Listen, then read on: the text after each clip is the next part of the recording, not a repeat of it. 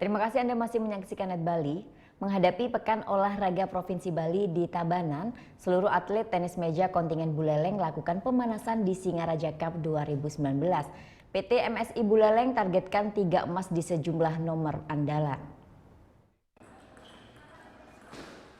Sebanyak 232 atlet dari 8 kabupaten kota di Bali mengikuti kejuaraan tenis meja Singaraja Cup yang digelar di gelanggang olahraga PT MSI di Buana Patra, Singaraja.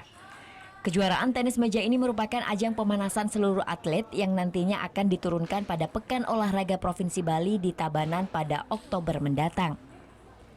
Ketua PT MSI Buleleng Madi Lestariana menargetkan kontingen Buleleng pada cabur tenis meja ini merebut juara umum dengan menargetkan 3 medali emas di seluruh nomor yang diikuti, yakni ganda putra dan putri serta tunggal putra dan putri. Atlet yang kami persiapkan untuk menghadapi Porprov yang akan datang di Tabanan itu telah melalui masa pelatihan yang cukup lama di Pengkap melalui desentralisasi yang kita telah persiapkan selama 3 bulan kemarin, dan sekarang ini kita uji coba ajang pemanasan untuk Porprov yang akan datang dan nanti tentunya melewati masa sentralisasi.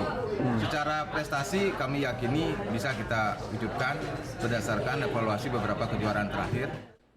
Sementara itu, atlet andalan Buleleng Made Siska Pratiwi mengaku optimis mampu meraih medali emas pada Porprov Bali di Tabanan nanti. Namun kini Pratiwi terus melakukan pematangan teknis dan stamina. Gimana ya? Sama sih, soalnya kan yang sama SEA Games itu kan yang senior, saya masih junior gitu. Untuk harapan di SEA Games atau di Porprov nanti? Semoga saya berharap bisa menyumbang medali emas di Porprov.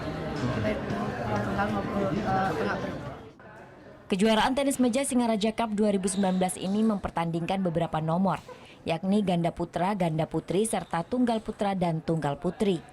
Tidak hanya diikuti oleh atlet kejuaraan tenis meja saja, Singaraja Cup ini juga diikuti oleh sejumlah instansi terkait di Buleleng. Putu Wijana melaporkan untuk Net.